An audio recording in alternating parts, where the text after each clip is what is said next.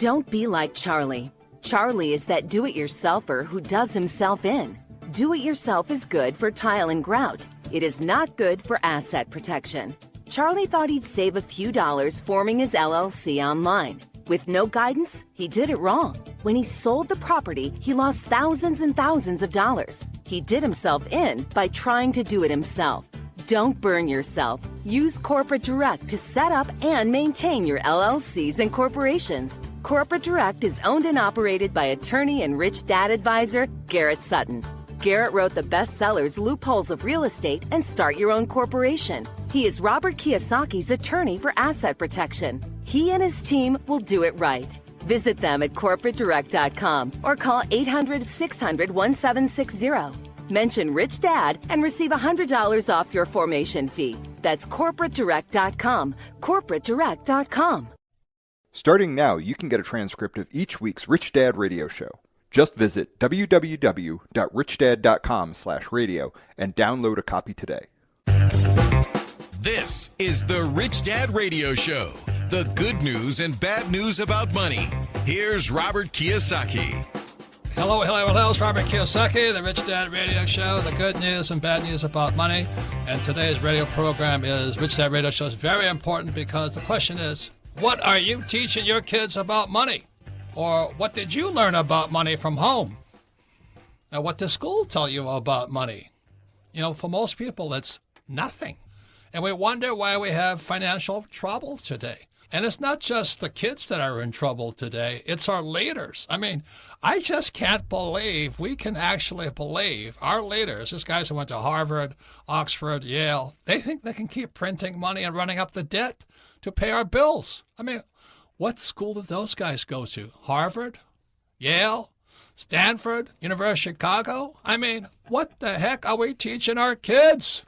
So that's what today's program is very, very important because we have some young future rich guys on in the show, and they're going to be talking about what their mommy and daddy are teaching them about money. And it's not that garbage of save money and get out of debt and invest for the long term in a 401k. So if you're teaching your kids to save money, go to school, get out of debt, buy a house, and invest for the long term in a 401k, or trust that your company pension plan or your state pension plan is going to be to save you, this program is for you. Because it really is about what Crosby, Stills, and Nash talk about. Teach your children well. So I'm very happy to introduce our guest today. It's Andy Tanner. He's a Rich Dad advisor, and his book is Stock Market Cash Flow. I mean, most people, most idiots, they put their money in the stock market in a 401k and they get nothing back. They get nothing back. Well, where do you think that money goes? It's not going in your pocket. And the other book for Andy is 401 Chaos. You can tell, all you guys out there with your 401k, we'll pray for you tonight. And also on the program is Andy's beautiful wife, Marcy. And she's going to be the mom speaking about what it's like to raise two young men with financial education. And the other guests are Zach Tanner. He is 12 years old. And his brother David, who is 10. And we're going to be talking about what they know about money that most adults do not, including most of our leaders. I'm not Republican or Democrat, but I think those guys should get a refund for their education, no matter what school they went to. Give me a break here. So with that, I want to welcome to the program first Andy Tanner. Thanks for having us, Robert. We are so excited to be on the Rich Dad Radio Show. We've been looking forward to this for some time, so thank you for having us. Yeah, we should have done this a long time ago because your young boys are just fantastic. We were down in Argentina and Paraguay together. It was Paraguay, wasn't it? Yeah. Uh-huh. And they just wowed the audience talking about infinite return and fiscal policy and all that. So anyway, it's going to be long overdue, and I'm glad you're here from Salt Lake City. So Marcy, welcome to the program. Thank you, Robert. And when you were in Argentina and Paraguay with your boys, weren't you proud of them? Absolutely, yes. And they wowed the audience, right? Yes. So it's amazing. So any comments out there from mothers or parents? Yeah, one thing that we like to do as a family is we like to have our boys come to all of our financial meetings with us. With the attorneys and accountants with and all attorneys and accountants. And then also another thing that we love to do is play cash flow. that. All right. I like So that. the a boys- little commercial message here. Yes, we love to play cash flow. So that's what we have been doing with our children to help them learn financial education. But the most important thing, I can't believe it, Zach and David, you guys, 12 years old and 10, you stood in front of audiences of 4,000 adults. And how's it feel to be smarter than 4,000 adults? What do you think there, Zach? It feels really good. You set that up pretty well, Robert. So what's it like with financial education, and how do you what's it like for you being in a family that encourages not only academic education, professional education, but financial education? It's really fun to learn about like infinite returns and how to get rental houses and properties. I really like it. It's fun. And how's it feel to stand in front of all? That's the greatest fear of most adults, is standing in front of people. Public speaking is horrifying, but you guys just stood up there and handled it like a pro, huh? Yeah. Were you nervous? No. Were you nervous, Mom? I think Mom was nervous. I was a little nervous. So it was a very, family show with, Mom, Dad, and the two boys talking about financial education. And then these two guys just take off on infinite returns and crashes and monetary policy, fiscal policy, and debt. So David Tanner, you're 10 years old. What did it feel like to stand in front of 4,000 adults and talk about, infinite returns and things like that? I thought it was really fun. And like most kids my age, they're really scared to speak in front of just our class. Right? So how did it affect you to stand in front of like 4,000 grown adults who had no idea what you're talking about? It didn't really, because me and Zach have done it before, and we just have no fear. No. All right. It's kind of exciting too, right? Yeah. Yeah. It's, once you get over your fear becomes excitement. You ready For to do it sure. again? Yeah. Yeah, we're going to Australia, right? Yeah. Are you going to do it again in Australia? Yeah. Yeah. That's right. So we're all flying down to Australia. We're going to do a 3-city tour down there this summer, and it's going to be in Sydney, Melbourne, and Brisbane. And all family will be talking about what we teach our children about money. So Andy, you're the father of this thing. Give a quick overview of stock market, cash flow, and chaos. And they're related, 401k. You don't get any cash flow from that, do you? Yeah, that's a thing. You stick it in there like everybody knows and hope when you get a long white beard someday that there's something there. And so 401k just talks about the other side of the coin. Most people hear what they think is supposed to happen, but there's Wall Street, there's government, there's employers. So it's really about people making their own decision, but to help them see the other side of the coin. But the other book, Stock Market Cash Flow, that's more of a solutions book than a problems book. And we regret that a lot of people think that just putting money in the stock market and holding it is the only way you can do it. We like the idea of cash flow from the stock market, which is a money idea coming that, back to you. Yeah, but that people don't know about. You don't have to wait till you have a long white beard to get returns. If it's there. Yeah. And because, as you all, I don't know if you guys know this, but the only reason Wall Street does this is not because of the goodness of their heart. They take fees off of that, don't they? Big time. The most important phrase in Wall Street is assets under management, right? Getting control of other people's money and skimming the top where they don't take any risk. Right. So, Marcy, when you play cash flow with the boys, what's going through your mind as a mom? As a mom. Well, we want to simulate real life, and that's what cash flow does, so they can learn before they actually go out and put money into a deal. They've already played the game and experienced what they should experience. Young Zach, 12 years old. Tell me, what are you concerned about with our leaders right now? They're pretty incompetent, aren't they? What concerns you? Is it fiscal policy, monetary policy, or debt? Monetary policy. And what is monetary policy? It's bank rates and printing money. And what does that mean? It means that if you print too much money, the money will get less scarce, and then people's savings will be wiped out. Is that happening today?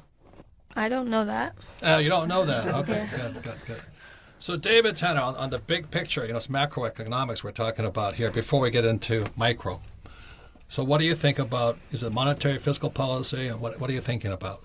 As a young man, 10 years old, what are you concerned about? I'm concerned about the Congress and fiscal policy. They're not really balancing their budget, and they're making too much debt that us young kids are going to have to pay off. That's right. Is that fair? No. No. The other thing we talked about in Argentina and Paraguay was an infinite return. You see, the solution to all this problem is really financial education, right? So what did your mom and dad teach you about infinite returns, David? They taught us that what an infinite return is, and it is when you have no of your own money in the deal when you're using your mind. You're using somebody else's money, right? Yeah. So the way you make a lot of money is just like the mutual funds, right? They use your money to get rich. Mm-hmm. Is that a good idea? Yes. Yes. So what do you think there, Zach? I think infinite returns are pretty cool. Yeah. Like, it's when you have no money in the deal, like David said, you have to use your mind to do it. And use other people's money. Yeah, and use other people's money. What do you think, Andy? Well, we talked earlier about the idea of assets under management. And boys, some of these people get on CNBC from one institution or another, and they'll say, oh, these guys have, $100 billion under management. And they actually treat it like it's their own money. Why? Well, in a way it is, because they're making the money off other people's money. So a 401k is actually an example of an infinite return for the institutions, because none of their money's in the deal. They don't take any risk, but they get a fee, a return. So while they'll tell you, oh, look at 7% or 6%, is so supposed to be so good. Well, they're taking all the risk, but the institutions take no risk. So if anyone tells you that there's no such thing as an infinite return, all you have to do is point to Wall Street to see that's true. Right, and it's not this giant number. It's like 1.5% they're taking. So if you have $1 billion at 1.5%, that's not bad cash flow, is it? Not a bit. In fact, right now in 401ks, I was speaking with Ted Benna, who invented this thing. It's up to $10 trillion now. At 1.5%. It's not bad, with no risk. And the other thing that people don't talk about, just FYI, is they don't talk about the pension plans. How much in fees they're collecting. And one of the biggest sources of corruption is, so you have this person who's not really a professional investor. They're running the CalPERS, California State Pension Plan, the biggest state employee pension plan in the U.S., I think. I don't know about the world. But these guys are subject to bribes and corruption because everybody wants that fund manager to give them the employees' money. Is that correct? Yeah, they wanted to hide all this, and so the newspapers sued them, said, hey, you need to put this out in the public. They wanted to hide all these numbers, how in debt they are, how behind they are, and whenever you're trying to hide something, that's not always a good thing. And one of the reasons, Andy, you talk about 401 chaos is that most of these funds, like ETFs and mutual funds and the state pension plans and all this, they base their numbers on a 7.5% return. Has there been a 7.5% return? It's just arbitrary. No. I mean, it's completely arbitrary. You have to figure that after fees, after taxes, and inflation. And who are they pulling out 7 they're pulling that out of the air, because they hope it makes it look good. And also, for the FYI, I don't know if you boys know this, but they based all their numbers on 7.5% return from the market. It hasn't returned anything for 10 years. On top of that, they expect you to die at 70. That means I'm already dead, That's not good. But people live longer. I mean, our grandpa and grandmas are 82 years old now, and some of them are in pretty good health still. Zach, what do you think about all that? You got all these old guys like me, right? We're supposed to be dead, but we're not dying. And that means that you're going to have to pay for me. You know that? I'd say don't count on it. We've actually, Robert, that's an interesting conversation, because one of the questions that was a real epiphany for the boys when I said, David, are you old enough to vote? No. And Zach, are you old enough to vote? Nope. So you guys didn't get to vote for all this spending. You didn't get to vote for these policies. And yet you understand clearly you're going to have to pay for it. You understand that, right, David? Yeah. And Zach, you understand you'll be paying for this. There's a lot of debt to pay off. So if you didn't vote for it, and yet you have to pay for it. David, what's that called? Taxation without representation. That's exactly what it's called. So they understand that pretty well. I think that's more than our leaders do. But anyway, well, thank you very much. We'll be right back. We're going more into what to teach your children about money. As you can see, these young men, Zach 10 or 12, David 10 or 10, they have a sophistication level or an awareness level. May not fully understand exactly it, but I don't think as many adults I've talked to who understand as much as you do. So when we come back, we'll be going more into what do you teach your children about money. You're listening to the Rich Dad Radio Show with Robert Kiyosaki. Don't be like Charlie. Charlie is that do-it-yourselfer who does himself in. Do-it-yourself is good for tile and grout. It is not good for asset protection. Charlie thought he'd save a few dollars forming his LLC online. With no guidance, he did it wrong. When he sold the property, he lost thousands and thousands of dollars. He did himself in by trying to do it himself. Don't burn yourself. Use Corporate Direct to set up and maintain your LLCs and corporations. Corporate Direct is owned and operated by attorney and rich dad advisor Garrett Sutton. Garrett wrote the bestsellers Loopholes of Real Estate and Start Your Own Corporation. He is Robert Kiyosaki's attorney for asset protection. He and his team will do it right. Visit them at corporatedirect.com or call 800-600-1760. Mention Rich Dad and receive $100 off your formation fee. That's corporatedirect.com. corporatedirect.com. Financial freedom begins with financial education. Now back to Robert Kiyosaki and the Rich Dad Radio Show. Welcome back, Robert Kiyosaki, the Rich Dad Radio Show, the good news and bad news about money. We're talking about today two young men, Zach Tanner at 12 and David Tanner at 10, and they're going to inherit what we've left behind. And we haven't taught them much about money. And you can listen to the Rich Dad Radio program anytime, anywhere on iTunes or Android. And all of our programs are archived at richdadradio.com. And we archive it for several reasons. One of them is repetition is how we learn. So if you listen to this program again, especially these two brilliant young men, you might learn something about what young people are capable of at least comprehending the vocabulary and the definitions of some of these words. And once you understand the definitions, they can take action. But it's sure a lot better than the stuff they teach you in school, because I know they teach you to save money, get out of debt, and invest in a 401k, which just feeds right into Wall Street, all the fees and things we've talked about. And the second reason we archive it, you can listen to it, again at richdadradio.com, is if you have friends, family, or business associates with young people, I think it's important you guys listen to it and ask yourself this question: and what do you as a parent know about money? But secondly, what are schools teaching kids about money? In my opinion, what they're teaching kids, these financial planners, I'm sure they're good people, but they're just feeding Wall Street. The guys that ripped us off, and they just keep ripping us off because they don't understand the system of money. So our guest today, we have Andy Tanner. He's a Rich Dad advisor, and he is the author of Stock Market Cash Flow.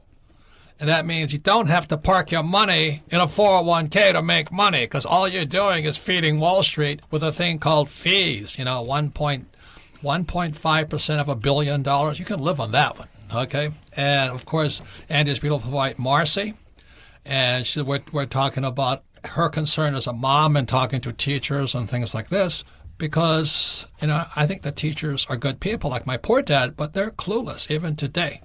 And we have Zach Tanner, 12, David Tanner, 10, and they've come all the way in from Salt Lake City, Utah, just for this. So I appreciate it, because you young people are talking to a lot of old people with young kids, so you have a lot important job here. So Andy, let's start with Marcy.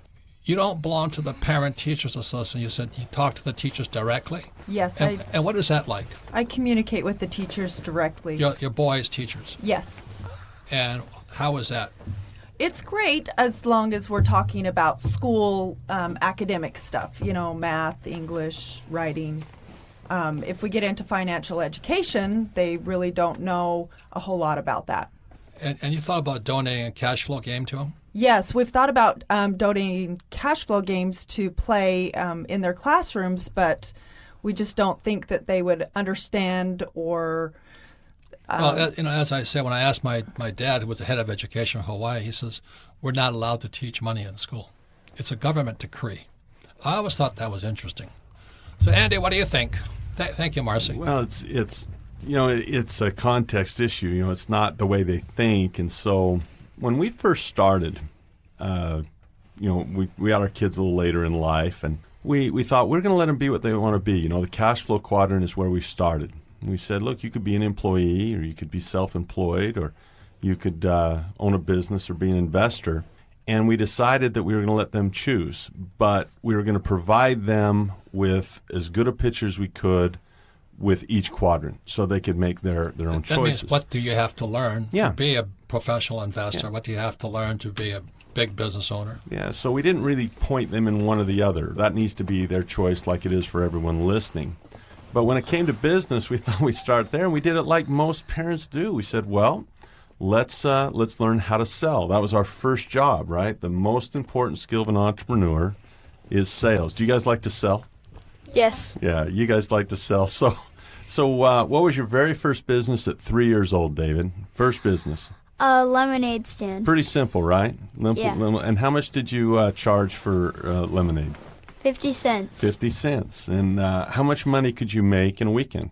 About $60 to $70. Holy mackerel. So if you wanted 60 to 70 bucks. Now what was funny is first when a car would drive by, what would happen when a car would drive by? What would you say?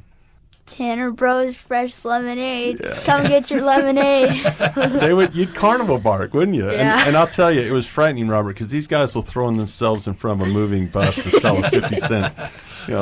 But you learned that you didn't have to go wash windows, and you didn't have to go mow lawns to get money, did you? And so how could you get so many people? How'd you advertise? Facebook. That's right. And so they would just put it out there and say, hey. Social media. Yeah, social media, say, hey, but why would people buy yours instead of other people's? I mean, you get country time. Value. You got to give them more, right? Better quality. So that was really the first lesson. And did you guys, what'd you do with your money? What's the first asset you wanted to buy, Zach? I wanted to buy a Disney stock. That's the first one you bought. Mm-hmm. And why Disney? Because they make like movies and stuff. Yeah, it was fun. So we would go to Robert. We would go to Disneyland, and you bond. You know what you do? You know how you bond as a family at Disneyland? You do it standing in line. That's what you do, right? But did you mind the lines very much? No. Why not? Because I mean, it's a big line, man. Because the more the people in Disneyland, they have to pay to get in, so. Yeah, so you'd walk in like you owned the place, because you did, right? You owned a few shares. Yeah, you only had 10 shares, right? 10. But you still own those shares, and they've gone up in value. They doubled since you bought them way back when. Now, what was your first stock, David? McDonald's. How did it do? Not very good. Yeah, it kind of went up and down a little bit, but you'd walk in like you owned the place. So then as we progressed, we want to do something a little bigger, right? The lemonade has been fun, and that was cute for when you were 3, and I think you were 5. We did that for a few years. But then you started learning about inflation. So, again, Zach, talk a little bit about what happens to a person's savings account if they print money. What happens? So the Federal Reserve is printing more and more money. So the more the money, the less scarce it gets, and then soon it'll be worth nothing, so then people's savings accounts will be worth nothing. How do you think Janet Yellen did in her tenure? She wasn't that good. What about Jerome Powell? I think he's doing worse. Why do you think he's doing worse? Because he's probably doing worse than Janet Yellen. Probably doing worse. Yeah. Well, the policies haven't changed much, have they, boys? Yeah, they haven't. They're playing with interest rates and messing with our money. So you were worried about inflation. So what do you think? Would you rather have your money, if you think, what happens to a savings account when they print all this money? What happens to the savings account? It basically disappears. So here you make this money from your lemonade stand, and you put a little bit of it in stock, but you had a lot of cash too. What was the next asset that you really got excited about this? It was really Robert's. Robert talked about this, and Kim talked about this, and so we went home from a Rich Dad event. And what did you want to buy? I wanted to buy silver. And let me tell you, did I get pestered about that? And so what did we do? We just run out and buy it, Yeah. or did we study first? We studied. And what are some of the things about silver that you like? Why silver? Well, gold is a little too expensive that I can't buy. And silver can be used for like electronics and stuff. So it's a commodity we Yeah. can use. Mm-hmm. And so when the value of the currency goes down, what happens to the silver? It goes up because it has value. It retains its value. So, the 4 asset classes, that's a commodity, right, David? And do you have silver as well? Yes. But you don't have as much as Zach, do you? No. Zach's got your beat, so. Yeah. But you've got quite a bit of silver, and you're pretty proud of that, aren't you? Yeah, lots. So what asset class are you interested in now? I've been trying to talk you into more stock, but what one do you really like? Real estate. And how often do you look for houses on the internet? Like every day. It drives us crazy. Okay, can't you pick up a little more Fortnite and stuff like that? You're looking for houses, and you haven't been able to buy one yet. But have you put in offers yet? Yes, I've put in an offer. Okay, so we failed. We went. Yeah, we tell us about that. What was the house? So it was like a little condo. It was worth $80,000. We put in an offer, and they didn't accept it because someone put in more money than us. So was that a failure, or No, it's not failure. you don't think you failed? Why not? Because you can always try again. Interesting. Yeah. And you learn every time you do something, right? Yes. Yeah, was it interesting meeting with the agent and asking questions? Yes. And touring the property? Yes. And what was interesting, why didn't we just make a higher offer? Why didn't we up our offer? Why did we keep our offer low? Why didn't we just try to beat it if we really wanted it? Because, if it needed a rehab, we could do that. Okay, but why not offer more money? Because, We could have offered 90. yeah. But then it would be worth nothing, and we'd lose all our money. Well, I don't know about that, but remember when we talked about the cash flow? Yeah. If we borrowed more money, that would cause more expense and would reduce our cash flow. Cash flow. Yep, that was the deal. So it's been fun. Now Mom and Dad, you guys are not accredited investors yet, but one of the things that's fun is Mom and Dad will invest in bigger projects, and you get to be part of that, right? Mm-hmm. And we do have some real estate as a family, Yes. in a family trust, but you really want your own, don't you? Yeah. David, why am I teaching you financial education? Why should people teach their kids financial education? So when they get older, they can teach their kids how to be rich too. Yeah, and the biggest reason, and this is very important, is so they don't move back in with you. That's a very important part of this lesson. Yeah. So, but you guys have had fun, right? Yes. Yes. And how do you feel when you play cash flow when you get a liability or when you get a doodad card? I'm really mad. Why? I mean, doodads are cool, right? I mean, come on. They kill you. They waste all your money. They waste your money, huh? Yeah. How do you feel when you get a small deal? I get pretty excited. How do you feel? If I can buy it. Yeah, how do you feel if you get a big deal?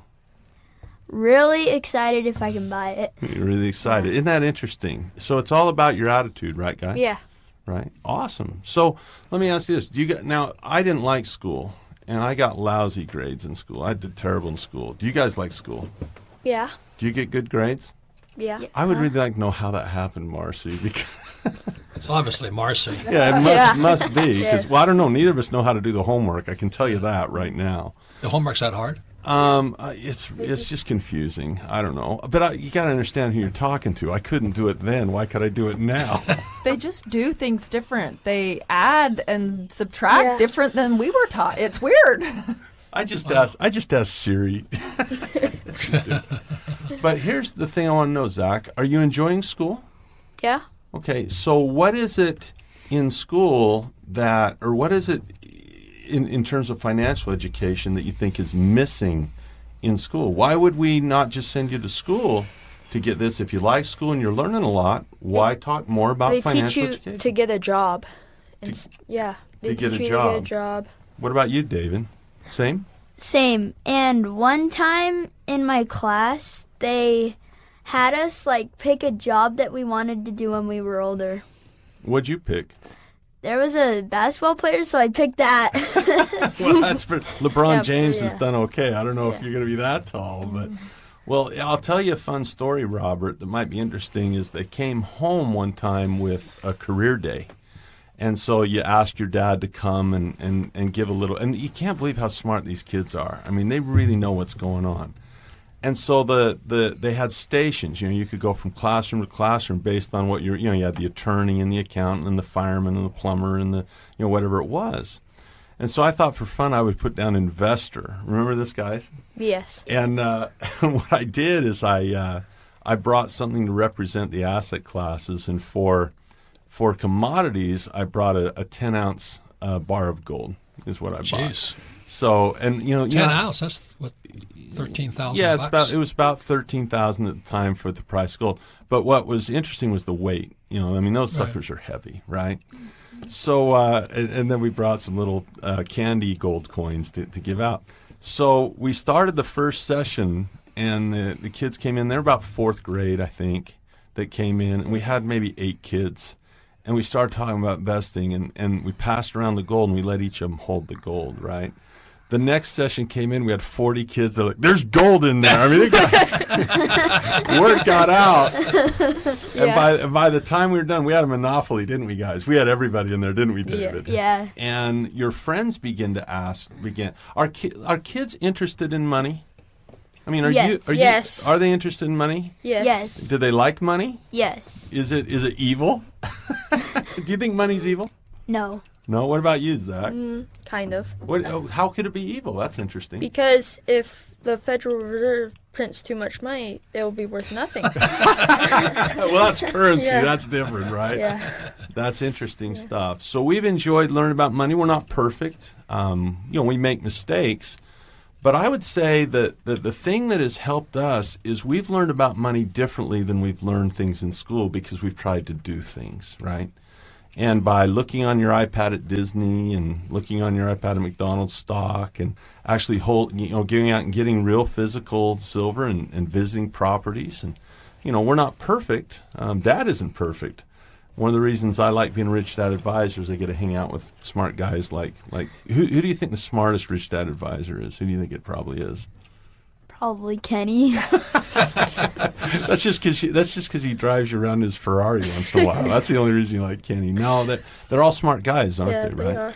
That's incredible, you guys. Absolutely incredible. So, final words. Let's hear from Mom here, Marcy. I mean, do you ever talk to other mothers about this, or is it?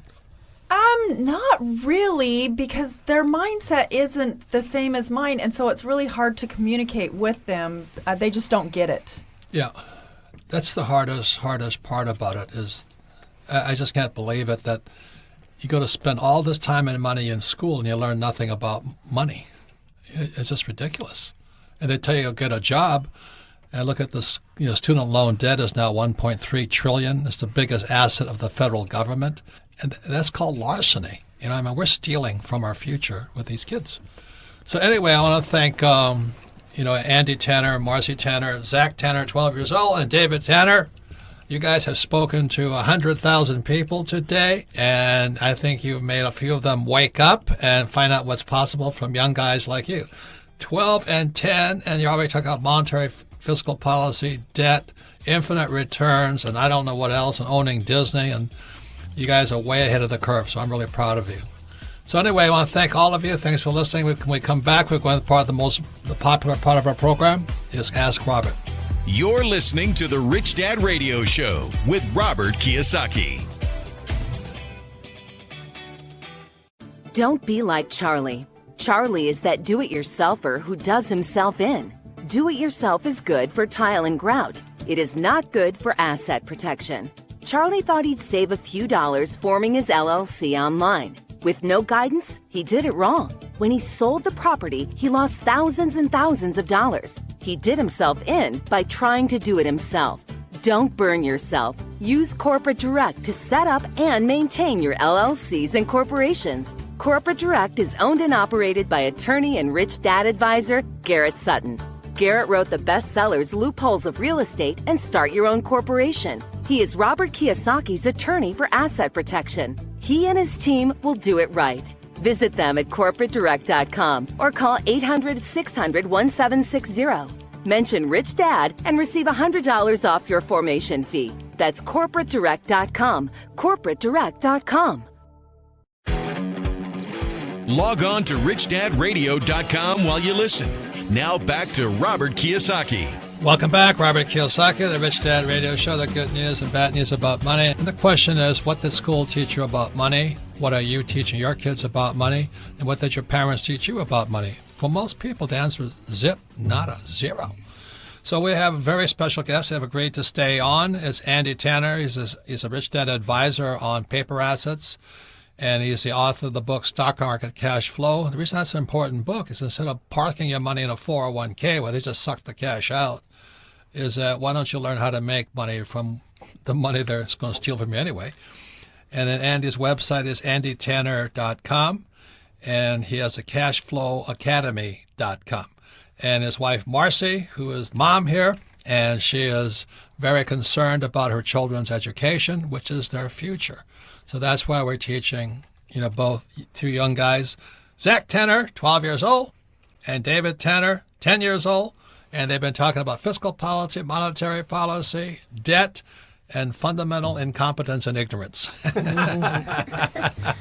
Which there is. And that's what happens when we have no financial education in school. We have a bunch of idiots running our economy. So anyway, you can submit your questions to Ask Robert at richdadradio.com. So, Melissa, what's the first question for this young family here? Our first question today comes from Martina in the UK. Favorite book, Rich Dad's Guide to Investing. Wow. She says, Robert, I would like to ask, what would be your advice for a first-time business for a 7-year-old boy? That's a great question. Andy, how old were your boys when they started their first business? I think you were 3, weren't you, David? 3 and 5? Yeah. 3 Yes. and 4, something like that? Okay, so what would you advise this young mother with a 7-year-old child? Zach, what would you advise her about teaching his son about money? Make a lemonade stand and sell lemonade around Okay. the neighborhood. What do you think, Advice David? there, David? And I think that's a good idea because you learn how to sell and you learn how to balance a budget. Jesus. Do you think... We haven't had a balanced budget in the United States since 1994. Why don't you go talk to them, David? They don't even know what you're talking about, and these guys went to college.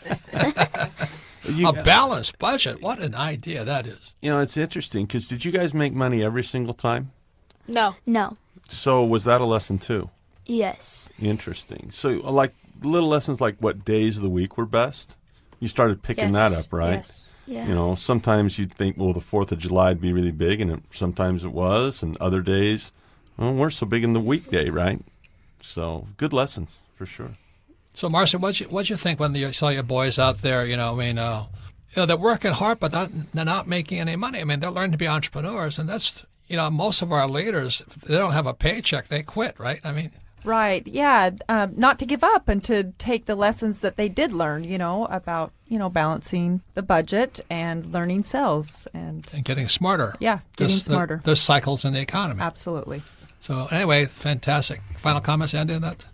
Yeah, it was. You'll be surprised how resilient just average kids are. Yeah. Kids, it's out there, it's hot, no cars coming by, and you're like, all right, let's pack it up. Boys are like, no, Dad, we got to stick with this. And when they have ownership of it, it's a lot different, I think, that when you go to school and the assignments come from the teacher saying, okay, read this chapter or do this homework.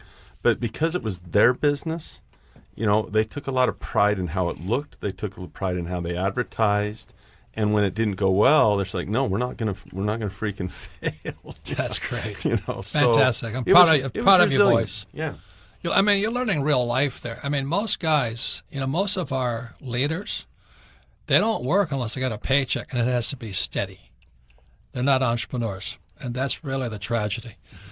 Melissa, next question. Our next question comes from Jeff in West Richland, Washington.